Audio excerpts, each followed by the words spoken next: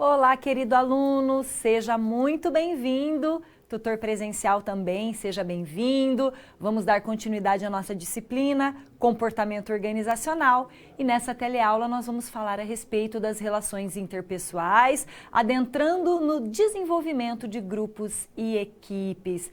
Querido aluno, essa teleaula vai trazer para você temas muito estratégicos. Nós vamos falar do que é grupo, o que é equipe, vamos falar a respeito dos conflitos, como lidar com eles. Então veja, mais uma lista aí de temas muito importantes, temas inclusive abrangentes, complexos, que vai depender da nossa reflexão, da nossa capacidade de análise e que bom podermos aprender juntos. Eu sou a professora Ana, estou junto com você nessa disciplina e quero te chamar a atenção lá no quadro para a competência da unidade, que são as habilidades e os conhecimentos que você vai adquirir ao final dessa teleaula, também no decorrer da nossa disciplina, que é justamente levar você a conhecer as variáveis do relacionamento interpessoal, as competências ligadas a estas variáveis e também como que a gente lida com os conflitos nas organizações e quais são os tipos de conflitos existentes.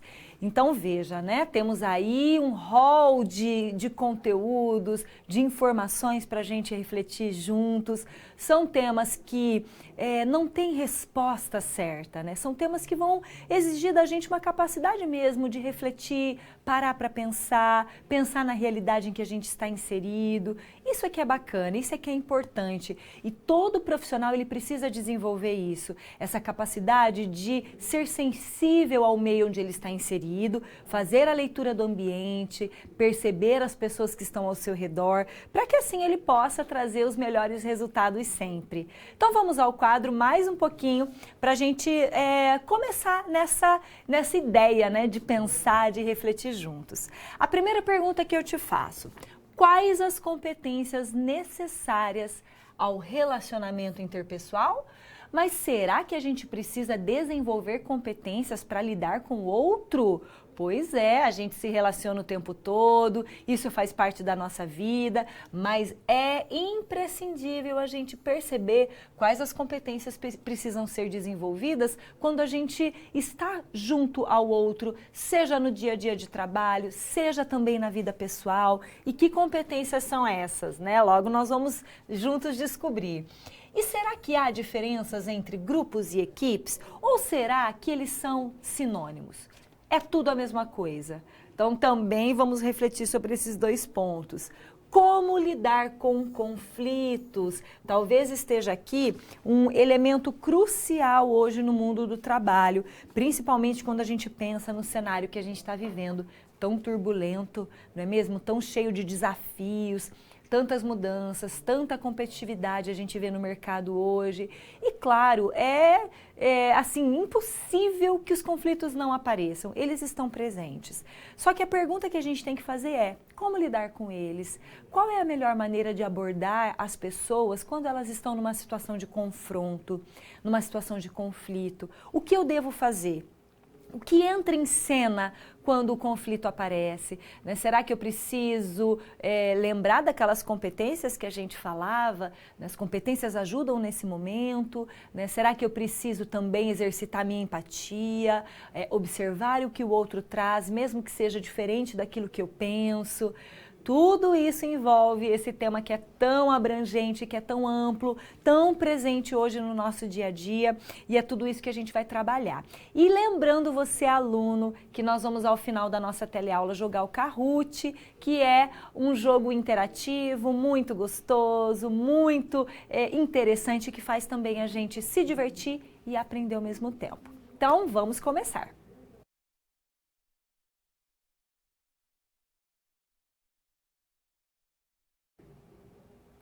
O desenvolvimento pessoal também é algo que faz parte, né, de qualquer ser vivo, da vida de qualquer pessoa. Nós nos desenvolvemos sempre, né? Seja biologicamente falando, quando a gente vai lá para a infância, né? A gente começou lá nos primeiros anos de vida, passando pelas fases da infância, a fase da adolescência, a fase da juventude, aí a gente está hoje, né? Alguns na fase adulta, outros ainda na juventude, alguns na fase já do envelhecimento, faz parte da vida. O desenvolvimento nos acompanha e que bom que é assim, que nós temos todos os dias a oportunidade de viver, né, algo diferente, de escrever a nossa história. E nós nos desenvolvemos não só biologicamente, nós também nos desenvolvemos culturalmente, quando a gente aprende novos costumes, novos conhecimentos, nós nos desenvolvemos socialmente, né, no meio das pessoas, em meio aos grupos aos quais a gente pertence, também psicologicamente, pensando, né, na gama de afetos e valores que a gente vai internalizando, a forma como nós enxergamos o mundo vai se transformando ao longo do tempo. Então o desenvolvimento ele faz parte. Que dirá nas organizações de trabalho? Dentro das empresas, sejam elas privadas, públicas, qualquer lugar onde a gente está exercendo uma atividade profissional, ali a gente se desenvolve. A partir, né, do relacionamento com o outro, do desempenho de tarefas, dos desafios que vão se apresentando no ambiente, a gente se desenvolve. Mas o que significa esse tal de desenvolvimento? Vamos ao quadro. O desenvolvimento pessoal é a parte essencial das discussões sobre o comportamento organizacional, porque ele diz respeito às relações humanas e trata do processo de desenvolvimento de habilidades e competências que possibilitam um relacionamento saudável e produtivo entre pessoas, considerando o contexto em que estão inseridas. Então, quando falamos em desenvolvimento pessoal, nós estamos falando naquilo que se dá através das relações com o outro. Portanto, o desenvolvimento pessoal, ele implica no desenvolvimento interpessoal, entre pessoas. Portanto, para nos desenvolver, a gente precisa do outro, a gente precisa que esse relacionamento seja construído. E nós temos um fenômeno que é a competência, que vai nos ajudar nesse processo de desenvolvimento pessoal e interpessoal. O que é a competência? A competência, no dia a dia, lá na linguagem comum do cotidiano, a gente costuma usar essa palavrinha como um adjetivo. Ah, fulano é competente. Ah, aquela pessoa desempenhou aquele trabalho com excelência, ela é competente. Mas quando a gente transfere esse conhecimento, essa palavra, este termo, para o dia a dia de trabalho, para as organizações, a gente amplia o seu significado e a competência passa a fazer parte de um modelo de gestão que implica no conjunto de 3 importantes elementos: conhecimentos, habilidades e atitudes, que é o tal do chá, que eu tenho certeza que você já conhece, já ouviu falar. O que é então esse chá? O chá, portanto, essas 3 palavrinhas em integração, elas formam a competência. Então, portanto, a competência é o conjunto de conhecimentos, habilidades e atitudes que em interação vão fazer com que cada um de nós possa exercer as tarefas da melhor maneira possível e também se relacionar com o outro da melhor maneira possível. Vamos rapidamente passar por cada uma das letrinhas. O conhecimento é o saber, é aquilo que eu adquiro desde o início da minha infância, do meu desenvolvimento, quando eu vou aprendendo os valores, as primeiras informações, depois eu vou lá para o conhecimento formal na escola, os conteúdos, né? O saber teórico, aquilo que eu vou adquirindo ao longo da minha vida. Só que o conhecimento, aquilo que a gente tem na nossa cabeça, nossa inteligência, não basta só ela, é preciso que ela seja colocada em prática. Aí entra o H do nosso chá, que são as habilidades, que é o saber fazer, isto é, você colocar aquilo que você sabe em prática, aplicar o conhecimento e a partir das habilidades que os resultados aparecem. Só que também não basta saber, também não basta saber fazer se eu não quiser fazer. Por isso a atitude aqui também é muito importante, que é o nosso querer fazer. E na atitude a gente vai demonstrar tudo aquilo que a gente é para desempenhar uma tarefa, para se relacionar com o outro, para resolver um desafio. Então a atitude, ela reflete no repertório humano que a gente tem.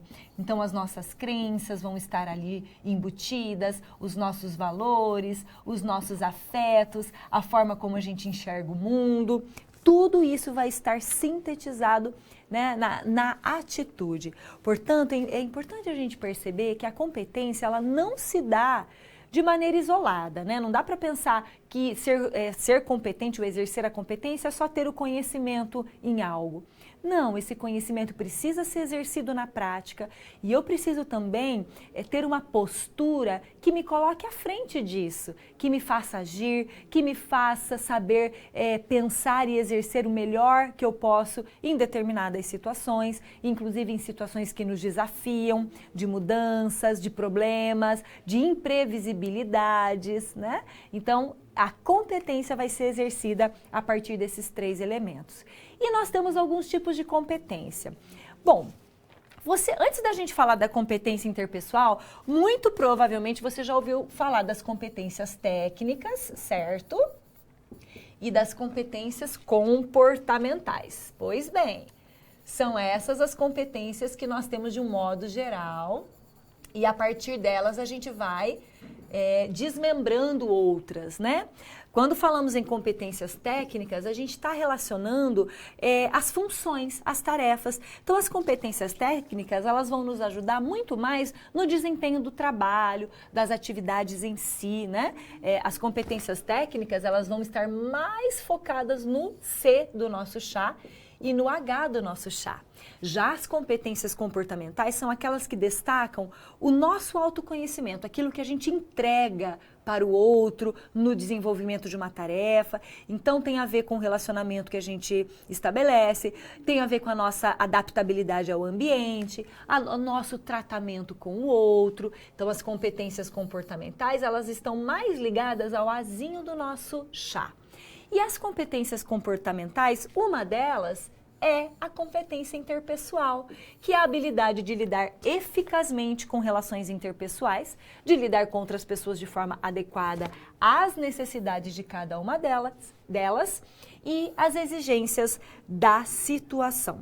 Portanto, a competência interpessoal é a forma de você desenvolver o melhor tratamento com o outro, saber lidar com o outro. De acordo com o Daniel Goleman, que é um teórico bem conhecido por conta daquele modelo de inteligência emocional que ele criou, ele vai nos dizer que existem tipos de competência interpessoal, que ele chamou de competências transversais. As competências transversais, esse nome transversal, ele é muito interessante porque ele vai nos indicar competências que atravessam todas as nossas relações e todas as nossas atividades. Pense em retas que são paralelas. Uma reta transversal é aquela que atravessa todas as outras, por isso esse nome. E ele então classifica as competências transversais em duas: as pessoais, que são aquelas que dizem respeito a mim, e as sociais, que são aquelas que dizem respeito à minha relação com o outro. Nas competências pessoais, nós temos uma primeira aqui, que é a autopercepção, ou seja, é quando você tem a percepção das próprias emoções que você sente, tentando lidar com elas, né, buscando adquirir autoconfiança. A segunda competência pessoal para ele é a motivação, que é quando você consegue reconhecer as suas necessidades e vai em busca de realizá-las.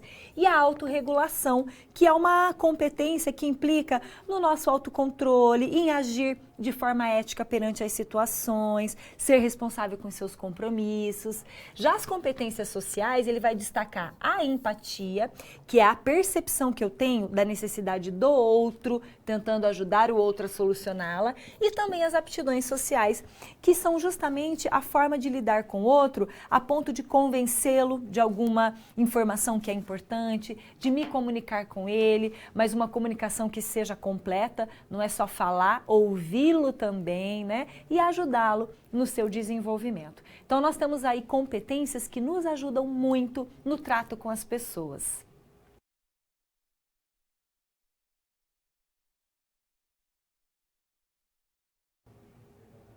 desenvolvimento de grupos e equipes. A gente já começa refletindo que os grupos, eles fazem parte da vida humana.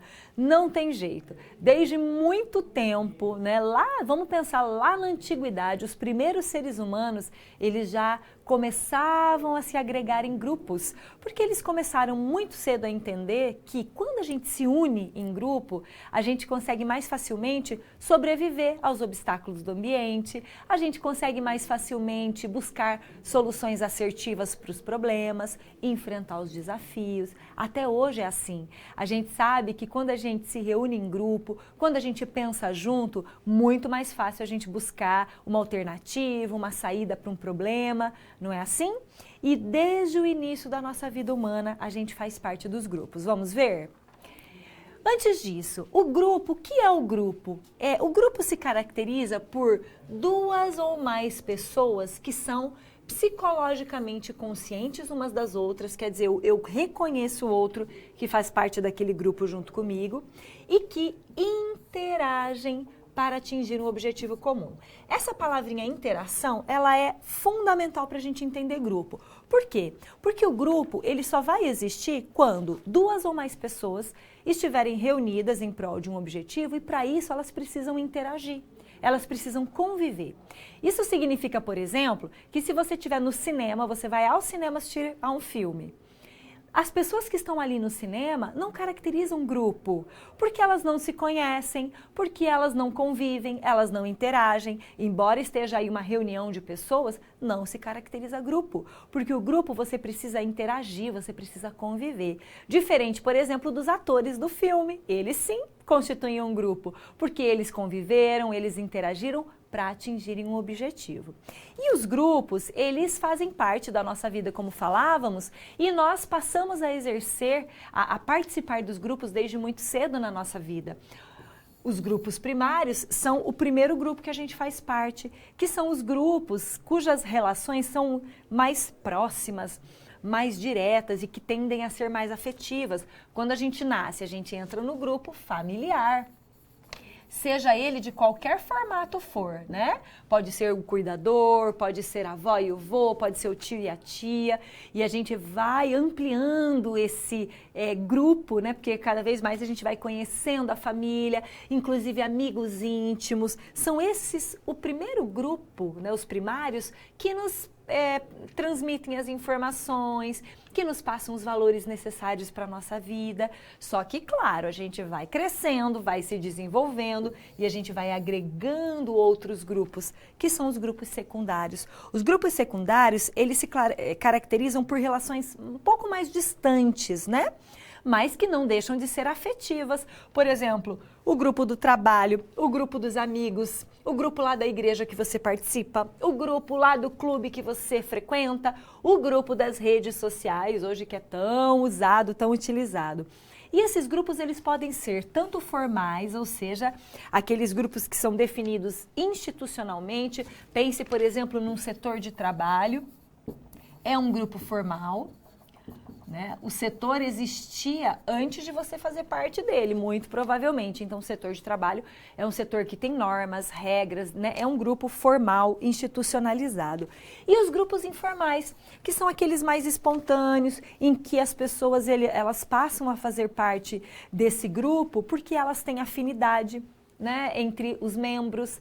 E os grupos informais, por exemplo, eles podem nascer no próprio local de trabalho, de repente no horário lá do intervalo, na hora do cafezinho, pessoas de setores diferentes se reúnem, conversam, veem que têm afinidades umas com as outras, é um grupo informal. Ou o grupo do fim de semana, que se reúne para bater um papo, para se distrair, são também grupos informais. O importante é a gente entender que os grupos fazem parte da nossa vida e é fundamental a gente entender a dinâmica dos grupos. Então, lá no quadro, eu quero te apresentar algumas propriedades que afetam a dinâmica dos grupos. A primeira propriedade ou estrutura são os papéis.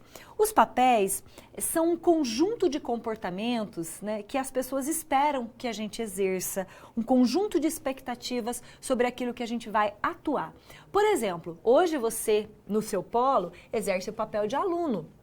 Eu aqui estou exercendo o papel de professora. É muito provável que você saiba qual vai ser o meu comportamento exercendo esse papel de professora. E eu também tenho um conjunto de expectativas sobre aquilo que você, como aluno, precisa exercer. Da mesma maneira, quando você está lá na sua família, o papel de pai, de mãe, de filho, de filha, irmão, irmã, papel de amigo. Então, esses são os papéis e é importante que eles sejam claros, né, dentro de um grupo. A segunda propriedade são as normas, que são padrões de comportamentos aceitos pelas pessoas do grupo e que são compartilhados e vão expressar aquilo que pode ou não pode ser feito e que vão reger o grupo. Já o status, que é a outra propriedade, o status implica no nível de posição que uma pessoa do grupo, ou o grupo de um modo geral, ele é percebido pelas pessoas que estão ao redor. É uma percepção social, é o nível de influência. Normalmente o líder, ele costuma ter um status dentro do grupo. E o quarto elemento, ou quarta estrutura, é a coesão, que é o grau de desejo em permanecer no grupo, a força do compromisso. É quando os membros do grupo, eles entendem a importância de participar daquele grupo e eles se esforçam para estar ali. E mais do que isso, eles se sentem bem, se sentem pertencentes àquele grupo. Quando isso acontece, já alcançou um nível de coesão. E como é importante chegar a esse nível de coesão para que o funcionamento do grupo possa dar certo. Então veja, né, nós vimos aí a estrutura que envolve os grupos e como eles são fundamentais na vida da gente, pessoal ou profissional.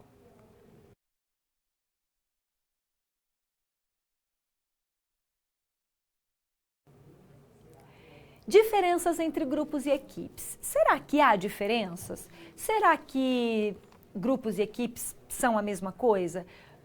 No dia a dia a gente costuma chamar grupo, chamar equipe e às vezes sem perceber muito qual é a diferença, não é mesmo? Mas já posso adiantar para você que há sim diferenças. Vamos conhecê-las então.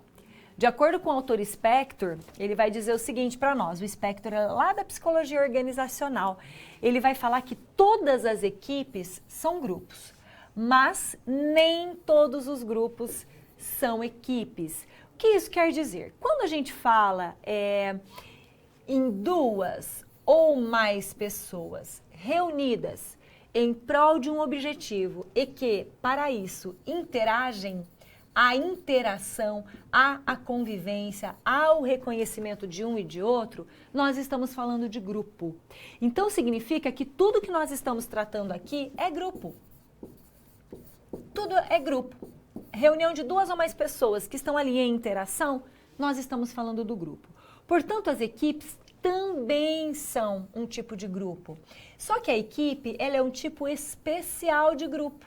Porque a equipe, ela se caracteriza por relações mais complexas, mais dinâmicas, em que cada membro dessa equipe precisa estar em sintonia, porque eles vão alcançar um objetivo que é compartilhado. Por isso que o autor fala que todas as equipes são grupos, mas é muito difícil um grupo se tornar uma equipe. Um grupo, portanto, ele consiste em pessoas que trabalham juntas, que interagem, mas que podem realizar suas tarefas sozinhas. Já uma equipe é um grupo de pessoas que não pode realizar seu trabalho sem a colaboração dos outros membros. E aí que a gente entende a complexidade que é ser uma equipe. Então vamos pensar, por exemplo, você aí no seu polo, tá? Você está com um colega, você tem aí com você duas ou mais pessoas? Ok. Vocês interagem entre vocês? Convivem, conversam, trocam ideias? Pois bem, então parece que nós estamos aí diante de um grupo. Só que o grupo, ele, por mais que você precise que haja a interação, a convivência, você não necessariamente precisa que os esforços, que os objetivos sejam compartilhados. Cada um exerce a sua tarefa dentro do grupo e pode ser essa tarefa individual. Por exemplo, quando você precisa, né, alcançar as pontuações necessárias na prova, por exemplo, se você não alcança essas pontuações, o seu colega não é afetado por isso, o grupo não se afeta por isso. Embora você precise interagir, você precise da convivência com o seu grupo, os esforços que você oferece, os objetivos, as metas, eles são individuais. Claro que há o objetivo que é comum, por exemplo, você que está aí no polo, você quer se formar, assim como o seu colega, você quer atingir boas pontuações, claro, todos têm esse objetivo, mas cada um de vocês tem um objetivo que é de vocês, que é particular.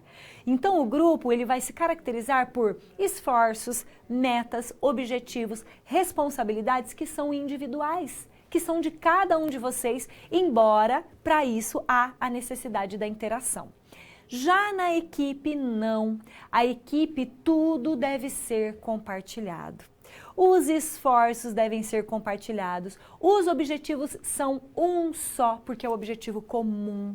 E, portanto, as responsabilidades para alcançar aquele objetivo é uma só. Por isso que é tão difícil um grupo se tornar uma equipe. E a gente vê muito esse discurso lá no mundo do esporte, não é verdade? Imagine uma equipe de profissionais, o futebol, que é mais comum, né, para nós.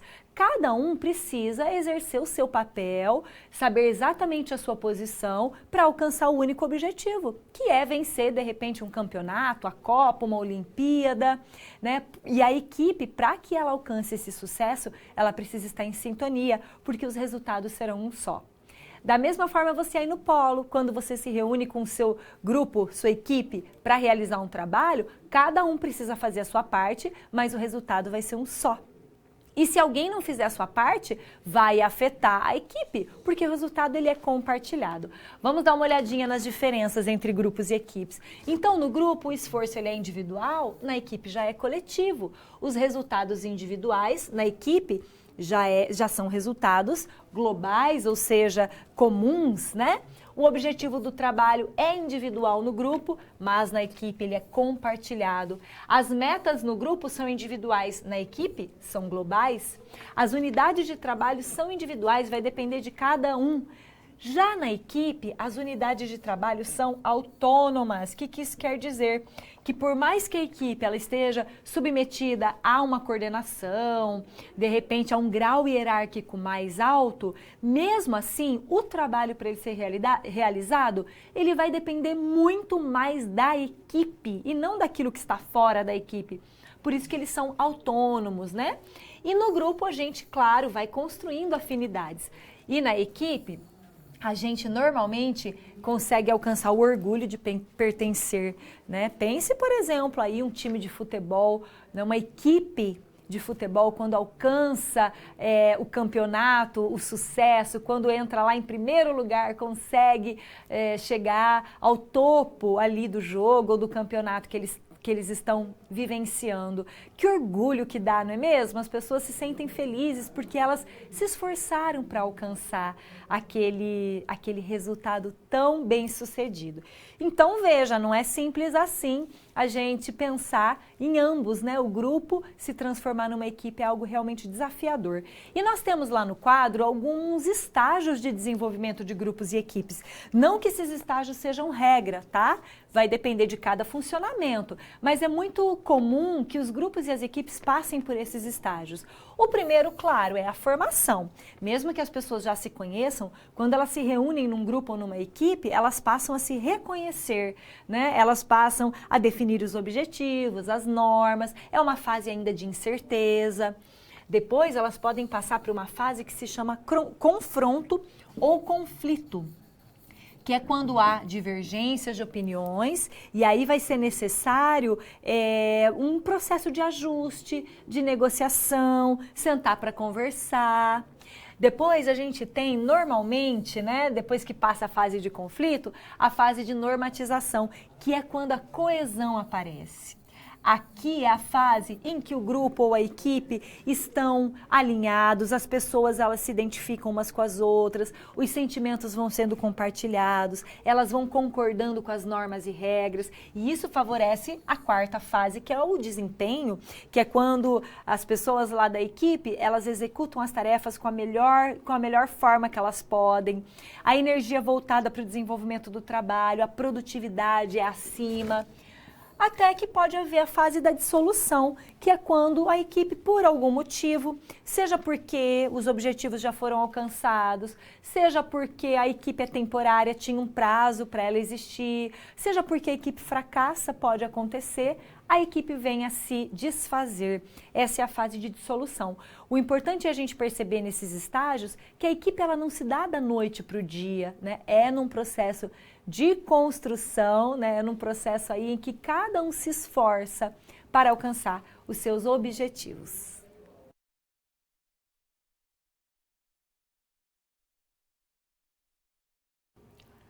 Vamos praticar um pouquinho? Depois de tudo que a gente conversou até aqui, eu te convido a resolvermos juntos uma situação. Acompanhe comigo. Houve a necessidade de formar uma equipe de trabalho para desenvolver um projeto destinado ao futuro da organização. A equipe já passou pela fase inicial, então provavelmente aquela fase de formação, de reconhecimento de seus membros e já começaram a definir as regras e os objetivos que deverão atingir. Só que em uma reunião, alguns membros da equipe questionaram essas regras, fazendo surgir opiniões divergentes, o que gerou dificuldade em chegar a um consenso. Inclusive, um deles, o Paulo, alterou seu tom de voz, sendo ríspido com seus colegas, quando eles traziam ideias que o Paulo não concordava. Como é que a gente pode resolver isso? No que se refere aos estágios de desenvolvimento de grupos e equipes, em qual estágio essa equipe parece se encontrar nesse momento? Então a gente viu que a equipe já passava pela fase de formação, depois houve um momento de divergências de opiniões, em que eles começaram a discutir, a não concordar com as regras. Que fase que é essa? E a segunda perguntinha, sobre a postura do Paulo, que foi ríspido com os colegas, que se exaltou na reunião. Ao que tudo indica, ele precisa desenvolver competências para melhor se relacionar com seus colegas de trabalho. Quais competências são essas? E se você pudesse dar uma sugestão para o Paulo, o que você faria, qual sugestão você daria? Vamos então juntos resolver essa situação. Bom, pelo que a gente percebe no relato desse caso, daqueles estágios de desenvolvimento dos grupos, você se lembra deles? A formação, o confronto, a normatização, o desempenho e a dissolução. Dentre esses, parece que aquela equipe está passando pela fase de confronto ou conflito, porque houve opiniões divergentes, as pessoas começaram a questionar, o que exige aí um processo de ajuste, de negociação. Então, provavelmente é essa fase. Agora, e o Paulo? O Paulo se exaltou, foi ríspido com seus colegas, não concordou com aquilo que os colegas trouxeram, pelo jeito não quis nem ouvir, né? O que a gente pode pensar a respeito da postura do Paulo? Claro, ele precisa desenvolver suas competências interpessoais, que são aquelas que nos ajudam no trato com as pessoas, no relacionamento com as pessoas. Em especial, a gente destaca aqui a competência social da empatia, que é quando você consegue ter uma percepção aguçada da necessidade que o outro traz, que pode ser diferente da tua, mas você abrir para compreender essa necessidade. O Paulo, portanto, precisa reconhecer a sua inabilidade durante a reunião e conversar com seu líder. Nesse momento, o líder pode ajudar muito, porque o líder ele é um excelente mediador no momento do conflito. Então, o que a gente pode pensar, né, com relação ao que aconteceu com o Paulo? O Paulo, ele não exerceu ali, né, um comportamento adequado. A gente viu que ele foi ríspido, provavelmente as pessoas que ele foi ríspido devem ter talvez até se ofendido, pode ser que a linha do respeito tenha sido ultrapassada, não é assim? Às vezes quando a gente está numa fase de conflito, em que as coisas ficam mais acaloradas, as pessoas acabam saindo um pouquinho do seu limite. O que a gente precisa entender em todo esse ponto? Primeiro, isso é errado? Isso é humano, primeiro de tudo, né? E a gente não pode julgar o Paulo como se ele fosse, o Paulo é assim mesmo, ele nunca mais vai mudar. Às vezes a gente tem essa tendência, né? Ele é difícil mesmo, né? Não adianta. Não, a gente tem que entender que as pessoas elas podem sim mudar. Claro que se a pessoa não quiser mudar, fica muito difícil, porque vai depender muito mais dela, né? Também se enxergar nessa postura de inadequação e tentar, né, buscar outras possibilidades. Então, se ela não quiser fazer isso, vai ficar muito difícil. Mas a gente tem que acreditar que é possível, né? O próprio Paulo, ele vai acabar percebendo que as consequências dessa postura dele não foram as melhores, né? E por que não os colegas, as pessoas próximas ou até a liderança sinalizar isso para o Paulo? Então é muito importante, quando há uma situação de conflito, isso ser tratado abertamente, com respeito, com cuidado, mas não pode ser ignorado, né? Às vezes o Paulo pode inclusive ser encaminhado para um curso, um treinamento em que ele possa desenvolver as suas competências interpessoais, às vezes, né, num contato com uma pessoa mais experiente que ele, até mesmo em leituras, né, bem apropriadas ao tema, ele pode também se enxergar, se colocar nessa condição de aprendiz, de que ele precisa melhorar a sua postura. Só que a gente não pode desistir do Paulo, né? A gente tem que tentar fazê-lo perceber e agregá-lo nessa equipe, né? Porque se ele está ali, muito provavelmente ele tem competências técnicas importantes para estar ali. É só buscar desenvolver as suas competências interpessoais. E não é fácil, é um baita desafio, não é mesmo? Então, ser equipe, trabalhar em equipe é um desafio que vai sendo construído todos os dias.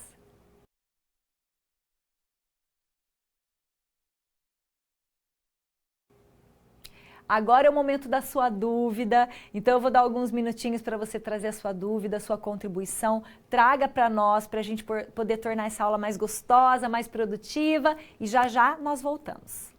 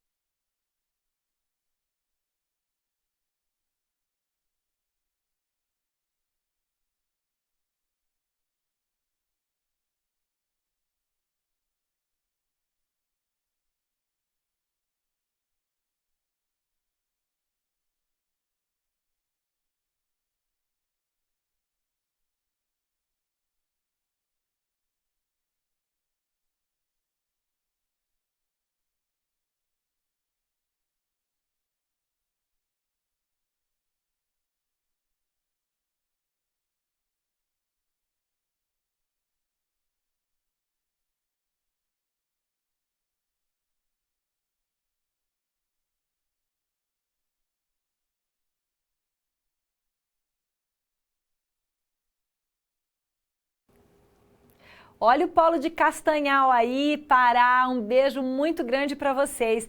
Vocês já pedem abraço, né? Vocês gostam. Adriano, Ademar, Kelly e Camila e o tutor, nosso querido Williams. Beijo para todos vocês. Vocês fazem perguntas muito legais. Bom dia, professor. Entendemos que a competência pessoal pode ser desenvolvida no decorrer da vida do indivíduo. Perfeito.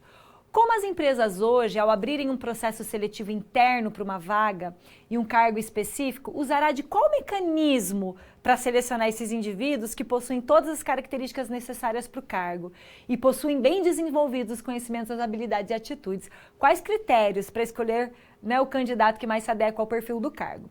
Olha, pessoal de Castanhal, é uma pergunta muito interessante e claro, tem tudo a ver com o nosso tema das competências.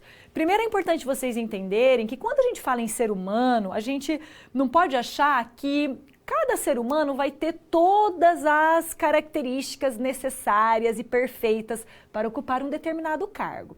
A gente sabe muito bem que nós vamos nos desenvolvendo, né? E, portanto, quando a gente assume um cargo, a gente vai aprendendo também como funcionar naquele cargo, como desempenhar aquelas tarefas, aquelas funções. O que é muito importante ter aí? Duas coisas. A primeira, a empresa, a organização tem muito claros quais são os requisitos que aquele cargo exige. Não só técnicos, de repente uma experiência em determinado ramo, de repente um conhecimento mais específico em determinada área, também as competências comportamentais, às vezes aquele cargo exige a liderança, exige a comunicação. Tem isso muito descrito, né? Isso muito definido. Pensado nisso, feito isso, aí sim a gente vai tentar buscar nas pessoas as características que se adequam a esse perfil do cargo, né? O que pode ser feito para poder buscar essas pessoas? Um bom processo seletivo, uma entrevista por competências pode ser usada aí, né? Em que você pergunte ao candidato, seja o candidato da própria empresa, como vocês comentaram, o recrutamento interno, você pergunta para o candidato, nessa situação, o que você faria? E você deixa ele tratar dentro daquela resposta, trazer a sua opinião. Você pode usar, por exemplo, dinâmicas de grupo, em que você coloque os candidatos numa condição em que eles precisem resolver uma situação ali, em pouco tempo, e aí você consegue identificar como que eles se saem nesse processo, né? O que é importante é que a descrição do cargo esteja bem feita para que você possa, então, visualizar aquilo que você precisa nas pessoas e aquilo que elas trazem. Mas muito importante você saber que não vai haver esse encaixe perfeito, porque as pessoas podem se transformar, elas podem se desenvolver. Às vezes você vê uma pessoa com um potencial muito bacana em uma determinada competência, mas que deixa a desejar em outra. Vale a pena? Claro que vale a pena. Se aquela competência que a pessoa tem aperfeiçoada, é uma competência que vai ser muito legal para aquele cargo que ela vai exercer, as outras competências ela pode ir desenvolvendo no decorrer da sua função. Não tem muito resposta certa ou errada, vai depender de cada empresa, vai depender de cada funcionamento, mas foi muito bacana a dúvida que vocês trouxeram.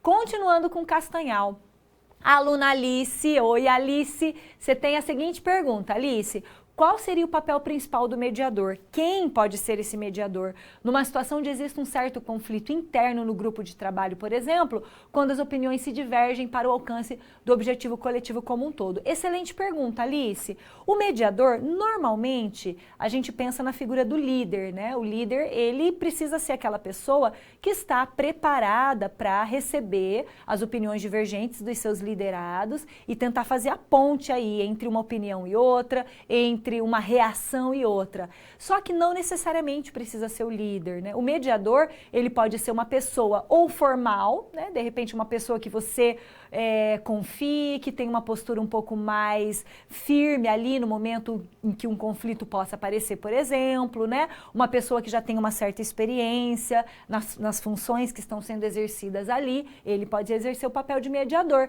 Tanto como mediador, ele pode aparecer até ali no momento mesmo, espontâneo, quando há uma reunião ou quando há um momento em que aquela equipe se encontra para poder aparar algumas arestas, para poder desenvolver um trabalho. O mediador, ele pode também acontecer de um modo mais espontâneo, né? Então, o mediador, ele tem um papel fundamental de fazer com que o conflito e o encontro entre as pessoas da equipe seja o mais produtivo possível.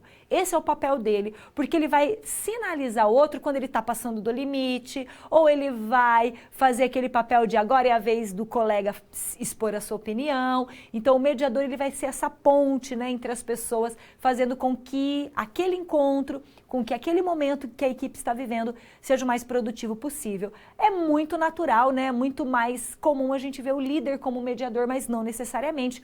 Outras pessoas na equipe vão poder também exercer esse papel e aí, mais uma vez, vai depender de cada funcionamento. Olha, parabéns pelas dúvidas, hein, pessoal? Vamos continuar então?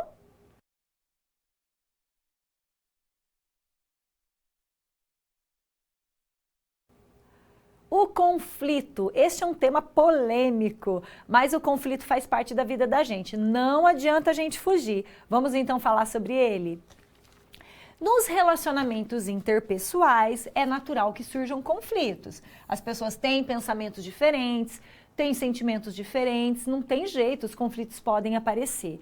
E eles têm como fonte ou causa vários elementos, como a comunicação, com suas barreiras e ruídos, os problemas relativos à estrutura do grupo ou da equipe, o tamanho, o tipo, o estilo de liderança. Às vezes um líder pode fazer com que o conflito aconteça, as variáveis pessoais, a personalidade de cada um, as emoções que surgem ali, os valores de cada um que muitas vezes podem divergir. Então a gente vê que os conflitos eles podem aparecer nas diferentes situações.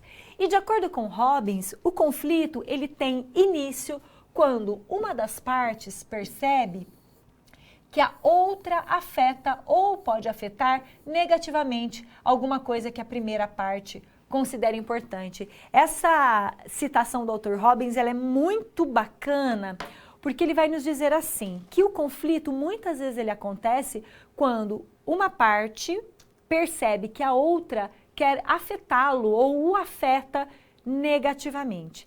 Essa palavra perceber, ela é fundamental, porque nós seres humanos, a gente não recebe as coisas do mundo de maneira pura, como elas estão colocadas, né, materiais, concretas.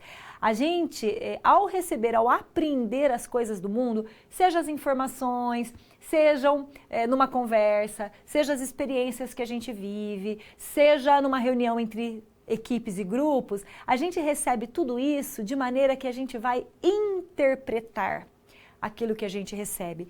Por isso a palavrinha perceber é tão fundamental, vai passar pela nossa percepção. E isso pode implicar numa leitura que a gente faz da situação, que pode ser que não seja o que de fato é.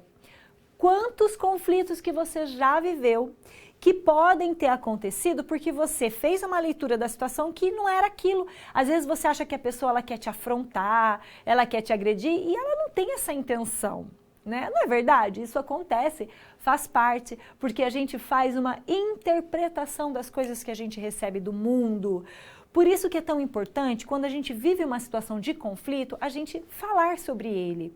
Não é legal ignorar ou achar que ele não existe. É importante manifestar. É claro que fazer isso é muito desafiador, é muito difícil, às vezes a gente tem vergonha, às vezes a gente prefere deixar quieto, mas isso não significa que o conflito vai ser eliminado. Não, ele está ali, ele vai continuar ali, ele vai trazer prejuízos se a gente não manifestá-lo, se não falar abertamente aquilo que eu sinto, se eu não perguntar, é isso que você quis dizer para mim? O feedback aí é fundamental.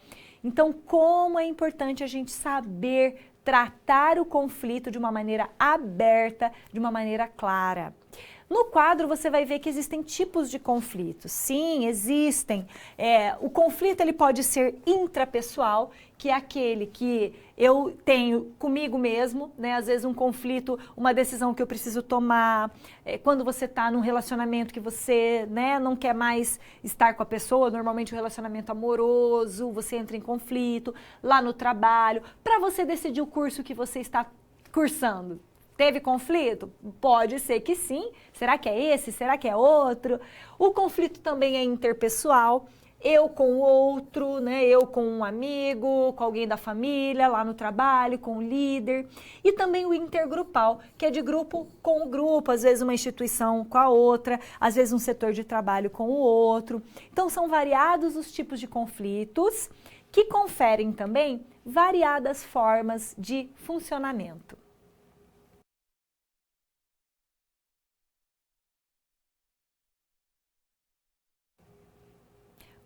lidar com conflitos? Essa é a perguntinha mais importante que a gente precisa fazer, né? Como que a gente pode trabalhar o conflito quando ele aparece? Né? Quais são as nossas atitudes diante dele? Vamos começar a refletir. E aí a gente tem a classificação do conflito. Veja essa imagem que você tem aqui, né? Nós temos aqui a imagem de dois animaizinhos que querem se alimentar, certo? Olha aqui. Só que eles estão presos por uma corda e o alimento de cada um deles está em lado oposto. Então eles vão passar a viver um conflito, porque quando um quer se alimentar, o outro não deixa, né? Até chegar numa fase de um conflito bastante evidente, né? De uma fase mesmo de confronto. Quando o conflito ele chega nesse nível em que ele atrapalha o desempenho do grupo, em que ele não deixa a pessoa se desenvolver, nós falamos que o conflito ele é disfuncional, porque ele vai prejudicar as atitudes das pessoas, o desempenho daquele grupo, sendo então conhecido como conflito destrutivo. Quando que o conflito é destrutivo? Quando você não dá a possibilidade dele ser compreendido. Quando você para e pensa, olha que bonitinho que esses bichinhos fizeram, olha esse ponto de interrogação aqui, como ele é fundamental. Quando a gente para e pensa, quando a gente busca ouvir o outro, quando a gente se abre para as soluções que vão aparecendo, quando a gente procura compreender por que esse conflito nasceu, como fazer para solucioná-lo, aí a gente começa a tratar de um conflito que é funcional. Por isso o conflito não é necessariamente ruim. O conflito, quando ele é funcional, ele apoia os objetivos do grupo, melhorando o seu desempenho. É um conflito construtivo, é aquele que você vai aprender, é aquele que você vai amadurecer. E aí, certamente, várias pessoas pensando juntas, é possível que uma solução seja encontrada. Olha que bonitinha a solução encontrada pelos bichinhos aqui, né? Enquanto um se alimenta, espera o outro até que o próximo possa se alimentar. Então é fundamental a gente pensar nisso. Nós, seres humanos, temos essa capacidade de analisar as situações, de parar para pensar, de conversar, de ouvir o outro. Às vezes é difícil, às vezes o que o outro pensa fere aquilo que é do nosso valor, mas a gente não pode achar que aquilo que a gente tem é verdade absoluta. Vamos ouvir, a gente não precisa mudar o nosso comportamento, se a gente não quiser, claro, mas a gente pode receber aquela informação de uma maneira respeitosa, de uma maneira aberta, pensando nas consequências que aquela informação pode trazer, né? E a gente tem essa capacidade, a gente pode se desenvolver nesse sentido, pensar, refletir, conversar, né? Fazer um exercício de lá para o futuro. Poxa, se a gente acatar essa decisão, como é que vai ser lá no futuro? Claro que não é garantia de certeza, mas a gente evita muitos erros, né? Então é fundamental a gente adotar essa postura. E nós temos no quadro alguns estilos básicos de abordar conflitos, que a autora Moscovici nos orienta. Ela vai falar desses 5 estilos. O primeiro estilo, de acordo com ela, é a evasão. Na evasão é quando o conflito acontece, mas ele é evitado. As pessoas preferem não falar sobre ele, assumindo uma posição neutra diante do conflito, fugindo da responsabilidade de resolvê-lo. Claro que não é a melhor forma, até porque o conflito não vai fugir como mágica, né? Ele vai continuar ali e é muito provável que numa situação de evasão, de evitar o conflito ele aumente o nível de tensão entre as pessoas. No segundo estilo de abordar conflito, a autora traz a harmonização. Essa palavrinha harmonização, ela é perigosa porque dá a impressão que ela é algo bom, benéfico, mas não é. Na harmonização, você até aceita que existe o conflito, né? Mas você também não resolve. Você mascara o conflito, porque você não quer causar ressentimento. Às vezes você prefere ficar quieto, você está ali não concordando, mas prefere ficar quieto para não se indispor com as pessoas, né? Não chega numa concordância ali superficial, rasa, numa solução que, né, talvez vá fazer com que um conflito volte num outro momento. Então, não é também uma melhor forma de fazer com que o conflito seja resolvido, porque evitando as discordâncias, evitando não se indispor, você faz com que o conflito se mantenha ali presente. Mais ou menos quando a gente usa aquela expressão no dia a dia, empurrar a sujeira para debaixo do tapete. Ela continua ali, mas você finge que não vê, né? A terceira maneira, ou o terceiro estilo, a supressão, talvez seja o estilo de abordar conflito mais prejudicial, porque aqui vai ser usada a força. Resolve-se pela força. Como assim? Alguém que tem uma posição mais privilegiada, alguém que exerce uma certa autoridade, vai impor uma decisão e o outro, que é obediente a essa autoridade, vai acatar essa decisão. Acontece que o conflito vai ser resolvido? Muito provavelmente não, porque ele vai ficar ali num nível mais latente, no clima entre as pessoas. Aquele que precisa obedecer, mesmo não concordando, ele vai, né, sentir que aquele conflito ainda continua ali, certamente isso vai influenciar na sua produtividade e, portanto, não é também a melhor forma de abordar conflito. As duas aqui últimas, a acomodação e a confrontação, talvez sejam as melhores abordagens para lidar com o conflito. Na acomodação, o conflito ele é superado por meio de negociação. As partes sentam, conversam, entendem um conflito e encontram uma solução intermediária, uma solução que para aquele momento pode dar certo. Não é a melhor solução, né? Mas aquele momento foi a solução mais apropriada. Pode ser que lá na frente o conflito torne a acontecer, mas nesse momento ninguém perdeu, mas também ninguém ganhou, mas a solução melhor encontrada para esse momento foi essa decidida pela equipe.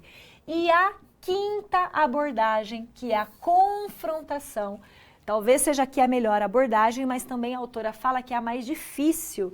Por quê? Porque a gente vai passar por uma fase de enfrentamento.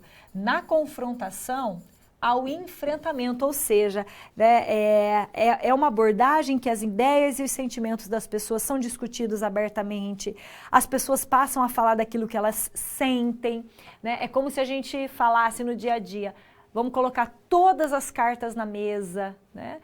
Isso significa que as pessoas vão trazer aquilo que elas sentem, aquilo que as incomoda, as suas necessidades, as suas ideias, mesmo que seja diferente do que o outro pensa, né? Aí o mediador é fundamental, porque ele vai fazer a ponte aí entre um e outro, né? Entre as opiniões que vão surgindo. Então, na fase de confrontação, é preciso que a equipe ou o grupo esteja num nível de maturidade bem interessante para que se possa falar daquilo que sente e receber também do outro aquilo que o outro sente de maneira respeitosa, de maneira que mesmo que aquilo seja muito diferente do que eu penso, eu possa acatar, eu possa pensar sobre aquilo, refletindo juntos que as pessoas chegam a uma solução. E nessa fase de confrontação, ela é tão interessante quando cada membro percebe que as pessoas se esforçam para chegar a um resultado positivo, as pessoas elas passam a entender que aquilo é importante para elas. E aqueles que às vezes eram oponentes no momento da confrontação passam até a ser parceiros depois, né, numa outra tarefa, porque vai haver aí o aprendizado e vai haver certamente a maturidade. Então, diante disso, veja no quadro, a gente tem o gerenciamento de conflitos como uma importante competência a ser desenvolvida, que é justamente lidar com cuidado e respeito com as situações complexas e com as pessoas mais difíceis, identificando os conflitos potenciais e os enfrentando por meio da discussão e da busca de soluções em conjunto. É só conversando, é só refletindo que se chega a uma melhor posição, a uma melhor solução para todos.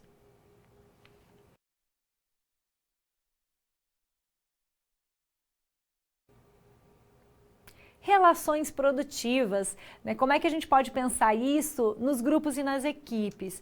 O que uma empresa ela exige de uma equipe? Que a equipe seja uma equipe produtiva, uma equipe de alto desempenho. Mas como será que uma equipe consegue alcançar esse status de alto desempenho? Será que é da noite para o dia? Será que é simples? Vamos ver como é que isso acontece. A diferença entre equipes tradicionais e equipes de alto desempenho está relacionada ao nível de aprendizado, guarde essa palavra, ao grau de hierarquia existente na organização, quer dizer, é necessário que há esse respeito entre, né, as posições ali dentro daquele lugar, daquela organização, é importante que isso aconteça. Né? A visão sistêmica dos profissionais, ou seja, cada membro da equipe precisa saber da sua tarefa, mas também do todo ao qual ela faz parte.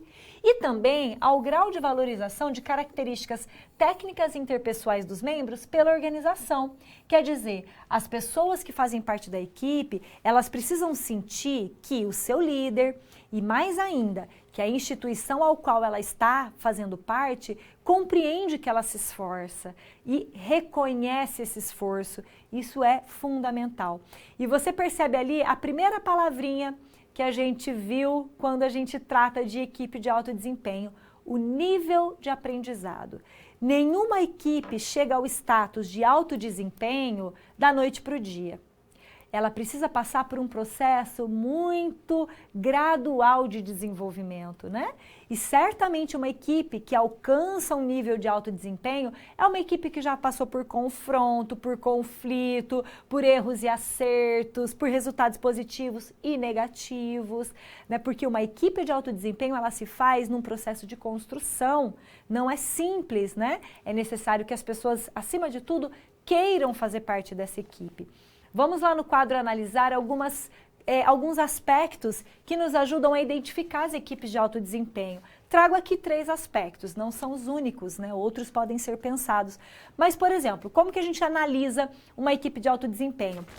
Quando os resultados produtivos do trabalho em si estão presentes. Ou seja, cada membro da equipe sabe que o trabalho que ele vai desempenhar gera resultados produtivos, não só para si mesmo, não só para a equipe, mas para o todo, para a organização de um modo geral. Então, normalmente, aquela pessoa que sabe que aquele trabalho que ela exerce vai refletir um resultado bacana para as pessoas, para os clientes, certamente é uma pessoa que vai se esforçar para estar naquela equipe. A satisfação dos membros, isso é óbvio, né? É muito difícil uma equipe de alto desempenho com pessoas insatisfeitas, com pessoas desmotivadas, com pessoas que não se esforçam muito.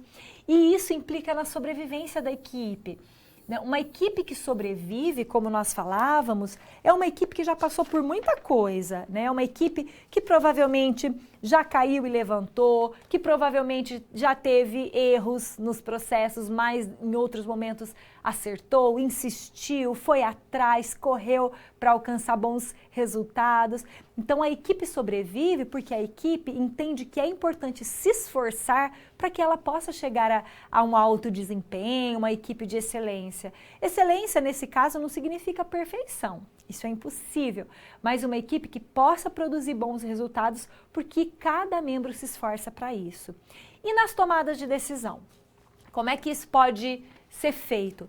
Claro que uma tomada de decisão em equipe também tem desvantagens, né? Por exemplo, a decisão, ela pode ser mais lenta, porque cada um da equipe vai trazer a sua opinião, vai falar daquilo que sente, e muitas vezes uma desvantagem é a dificuldade ou incapacidade de tomar decisão que vai prejudicar qualquer um dos membros. Aí é importante a gente pensar que uma equipe, por isso que é tão difícil chegar a ser uma equipe, ela precisa não pensar em um membro em particular, ela tem que pensar no todo que é a equipe. Então, às vezes, uma equipe imatura é aquela que não toma decisão ou tem dificuldade porque tem medo de prejudicar um colega ali da equipe. Né? Isso é complicado, porque a equipe, ela se dá no todo, né? A equipe é pensando nos resultados que são compartilhados e não em um membro individualmente. Agora, há vantagens quando a gente pensa na tomada de decisão em equipe. Uma delas, claro que há mais informações, porque há mais cabeças pensando. E se a gente tem mais informações, o que a gente tem mais? Conhecimento. E isso aqui é um bem fundamental. Quanto mais pessoas que trazem suas opiniões, aquilo que elas sabem, os seus repertórios de conhecimento, muito mais aquela equipe vai ficar enriquecida. As decisões vão ser de melhor qualidade e claro que as decisões aí ficariam mais fáceis de serem implantadas, porque todo mundo que faz parte delas já discutiu a decisão. Então as decisões elas têm melhores resultados quando a diversidade tanto de ideias e de informações é relevante, a diversidade é encarada como riqueza e não como empecilho. O consenso da decisão em grupo é fundamental e aí a gente pensa na decisão democrática, que tem significado e valor para a equipe, quer dizer, uma decisão democrática normalmente é aquela em que a maioria decide, não é? Mesmo que algum membro individualmente não concorde com uma ou outra opinião que foi acatada pela maioria, mesmo assim, essa pessoa ela vai se esforçar para fazer o seu melhor, porque ela entende que a equipe está em sintonia para isso. Não é nada fácil alcançar essa posição, mas quando a equipe está num processo aberto de desenvolvimento, quando ela sabe que todos estão em prol de um objetivo que é benéfico para todos, certamente as pessoas vão se esforçar com mais vontade, com mais garra. Isso é uma equipe.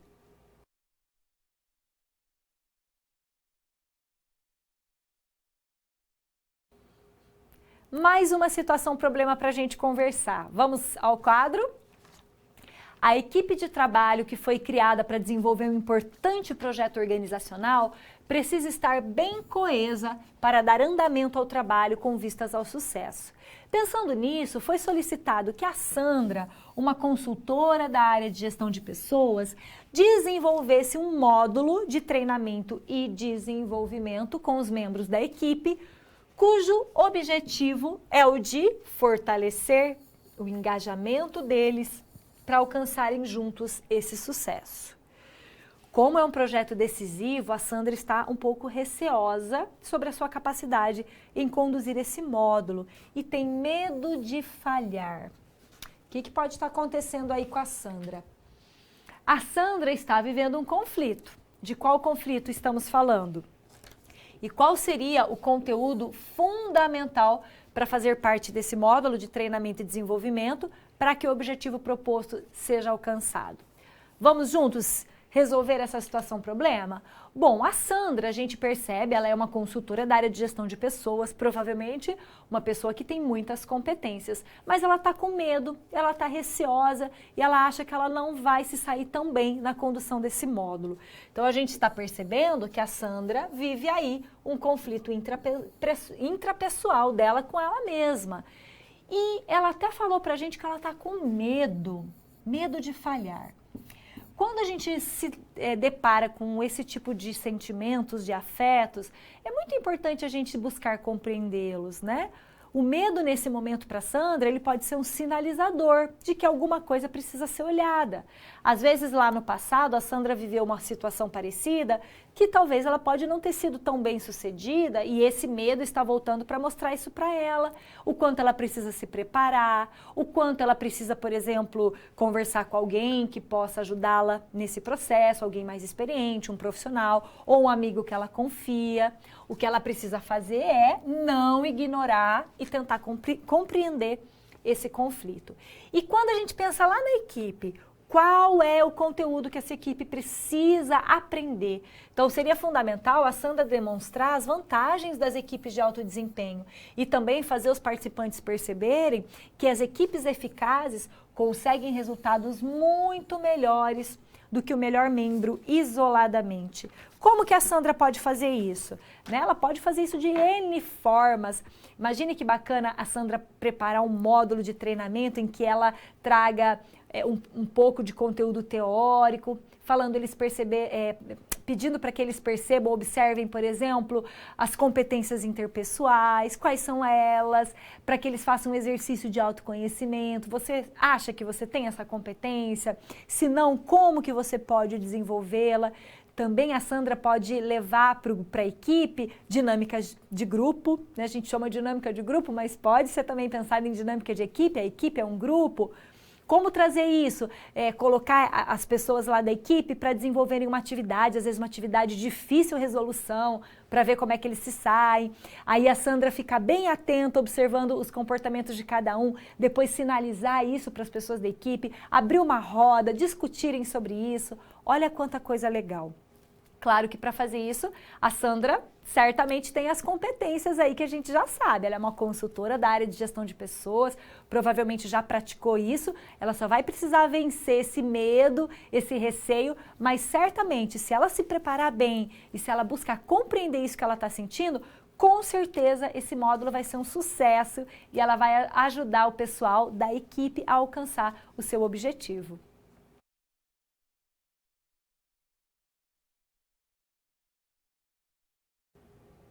Chegamos ao nosso momento de interação, que é o nosso Kahoot. Quero ver se vocês estão aí já, né? Alguns, vamos dar uma olhadinha lá no quadro. Quem ainda não acessou, o PIN é o 71-101-09. Vamos lá, pessoal, vamos jogar o Kahoot para a gente aprender juntos. E também, se você quiser depois trazer mais dúvidas, tá? Acho que vai dar tempo da gente também esclarecer mais dúvidas que vocês tiverem, porque a dúvida é a parte mais legal, viu, gente? É tão importante vocês trazerem as dúvidas. Ó, o pessoal de Londrina chegou aí. Será que tem mais jogador? Vamos ver? Vamos esperar o pessoal chegar? Vamos, pessoal. Fernanda também chegou. Petrópolis está aí. Antônio também. Que bom. Sejam bem-vindos. Tem mais alguém? Vamos esperar mais um minutinho. Quem sabe a gente chega... Opa! Mato Grosso do Sul, é isso? Deve ser o pessoal do Mato Grosso do Sul. Espero que seja. Pessoal, vamos jogar então? São 3 perguntas referentes ao que a gente viu nessa teleaula. Não esqueçam que o tempo ele é importante, são 20 segundos só para cada perguntinha. E para você que já jogou o Kahoot, você sabe. Para quem ainda não jogou, as perguntinhas, as respostas, elas estão distribuídas nas figuras geométricas e nas cores. Então, você tem que clicar na cor correspondente à resposta que você acha certa. Combinado? Então, preparados? Vamos lá. A primeira pergunta. É considerada uma competência interpessoal, que é aquela que a gente lida com as pessoas, a empatia, a auditoria, a sustentabilidade, a produtividade? Ah lá, tem ainda alguns segundinhos. A competência interpessoal é aquela que a gente desenvolve no trato com o outro, né, no relacionamento com as pessoas. Vamos ver? Opa, parabéns! Só uma errada, né? A produtividade não. A produtividade, ela é um índice na organização, né? Embora, claro, cada um precise também se esforçar para ser produtivo, mas ela não chega a ser uma competência interpessoal. Ela é considerada um índice dentro das organizações. Ela é a competência interpessoal aqui é a empatia, ou seja, é você, na sua atitude, na sua postura, no seu modo de lidar com o outro, você perceber as necessidades dessas pessoas e ajudá-las a satisfazê-las. Muito bem, vamos ver quem que está ali na liderança. Opa! Mato Grosso do Sul deve ser o MS aqui em primeiro lugar, Antônio em segundo, Londrina em terceiro, Petrópolis deve ser, né? E TGA tá aqui em último lugar. Ó, mas o jogo pode virar, hein? Mais uma perguntinha, vamos lá. Quando a equipe alcançou seus objetivos e se desfaz, qual é o estágio? Quando a equipe, por algum motivo, ela se desintegra, né? Ela precisa se desfazer. Que estágio que ela está passando? Vamos lá, vamos lá. Opa, tivemos um empate praticamente aqui, né? Confronto e dissolução e normatização. Bom, o confronto é a fase de ajuste, de negociação, quando há divergências entre as opiniões, é a fase do conflito. Então, não é o momento em que a equipe se desfaz, tá? Essa é errada. Já a normatização é a fase em que a equipe está no seu melhor momento, é a fase de coesão, em que todo mundo já compartilha os sentimentos, as opiniões, né? Então, também não é. A resposta correta é a dissolução. Quando a equipe alcançou seus objetivos e ela se desintegra, se desfaz, é o momento de das pessoas, né, se despedirem, porque há aí a fase da dissolução. Quem continua no pódio? Opa, o pessoal de Petrópolis subiu no nosso pódio, está em primeiro lugar. Antônio segundo, Londrina está aqui em terceiro. Pessoal do Mato Grosso do Sul deve ser em quarto e TGA em quinto. Deve ser isso, pessoal. Vamos à última perguntinha. O conflito construtivo que tende a melhorar o desempenho do grupo, qual é ele? Será que é o conflito disfuncional? Será que é o conflito funcional? É o conflito destrutivo? É o conflito operativo? Vamos ver, está acabando o tempo. Vamos ver. Opa, que maravilha! A maioria acertou. O conflito construtivo que ajuda a pessoa a se desenvolver, o grupo a se desenvolver, que ensina é o conflito funcional. Funcional, a função de aprender. O conflito operativo aqui, pessoal, foi uma pegadinha da professora. Eu nem sei se existe conflito operativo, né? A professora inventou esse conflito aqui para a gente poder, para pegar vocês, tá? Então, muito provavelmente ele não existe, né? Talvez pode acontecer conflitos nas operações, nas tarefas, mas o conflito ele tende a ser funcional e disfuncional. Funcional quando ele ajuda o grupo a melhorar e disfuncional quando não ajuda o grupo a se desenvolver. Vamos ver quem está no nosso pódio. O Antônio, medalha de bronze, terceiro lugar. Parabéns, Antônio. Pessoal de MS Mato Grosso do Sul deve ser com a medalha de prata.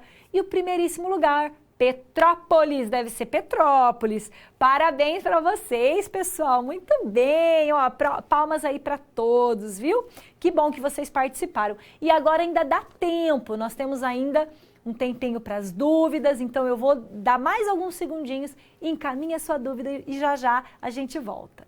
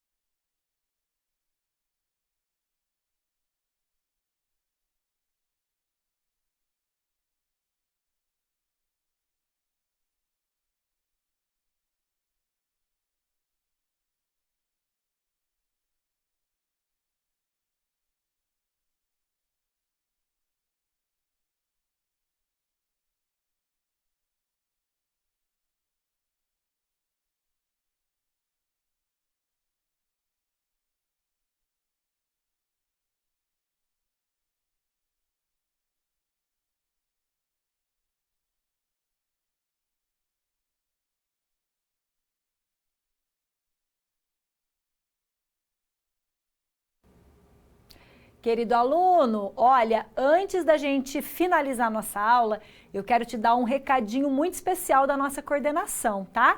Não esqueça de acessar o seu desafio nota máxima, já está acontecendo. Não perca tempo, né? Você já está aí no último semestre, então é muito importante que você faça o seu desafio nota máxima, não deixe para a última hora, já está rolando. Vamos lá, é uma importante ferramenta em que você percebe as suas lacunas de aprendizagem, que você pode se desenvolver. Olha que coisa boa. Vamos então finalizar nossa aula? Recapitulando, portanto, eu trago para você uma frase do Peter Drucker. Peter Drucker, o importante teórico da administração, não é? Ele vai dizer assim, uma instituição é como uma canção. Não é formada por sons individuais, mas pelas relações entre eles. Que bonito isso, não é? E ele foi muito feliz nessa frase, o Peter Drucker, porque é verdade, não só nas organizações, mas na nossa vida de um modo geral, a gente só consegue se construir a partir da experiência que a gente adquire com o outro. E como é bom quando esse relacionamento com outros é produtivo, é construtivo, nos faz crescer, nos faz amadurecer. Isso não significa que a gente não vai passar por eles de uma maneira perfeita, sem dores e sofrimentos. Não, fazem parte as dificuldades, os obstáculos, mas quando a gente se esforça para fazer o nosso melhor, certamente a gente alcança bons resultados. Querido aluno, vimos muita coisa importante aqui. Falamos do desenvolvimento pessoal, interpessoal, falamos das diferenças entre grupos e equipes, até chegarmos nas equipes de alto desempenho. Espero que você tenha compreendido, que você tenha aprendido. Agradeço demais as perguntas que vocês trouxeram, tá? Não deixe de participar daqui a pouquinho da aula atividade e nos vemos então na próxima aula.